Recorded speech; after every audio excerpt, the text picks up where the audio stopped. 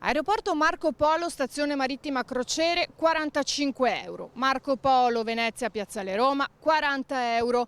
Ancora Marco Polo Mestre Centro Ferrovia, 35 euro. E così tutte le altre tariffe. Tassisti fermi per 48 ore, lo sciopero. Le nostre tariffe, dicono, non sono così elevate. Il governo deve ascoltarci. Novembre del 2021 il governo ha emanato il decreto concorrenza e ha inserito in un articolo la delega che vuole la delega in bianco a riformare il settore. Ma i tassisti non ci stanno, per questo in tutta Italia hanno deciso di fermarsi per 48 ore anche dopo l'esito negativo dell'incontro con la viceministra alle infrastrutture e mobilità Teresa Bellanova. Nel mirino la deregolamentazione del settore, nello specifico a non abbassare l'adeguamento dell'offerta di servizi alle forme di mobilità che si svolgono mediante applicazioni web, recita l'articolo 10 del DDL, che utilizzano piattaforme tecnologiche per l'interconnessione dei passeggeri e dei conducenti.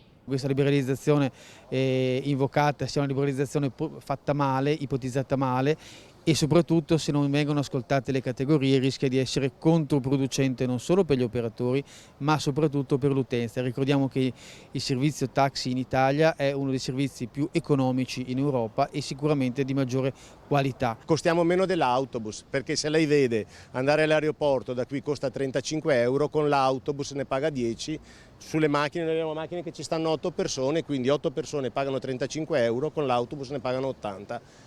E tenga conto che il servizio pubblico, gli autobus, hanno il 67% del loro bilancio che viene ristornato dal Fondo Nazionale dei Trasporti. Noi abbiamo contributi pari a zero, quindi i costi li dobbiamo sopportare, la tariffa non la facciamo noi, la decide il Comune, che poi la sottopone l'autorità garante dei trasporti, che verifica se è consona. Se il governo non ci ascolterà, concludono i tassisti, metteremo in campo altre azioni.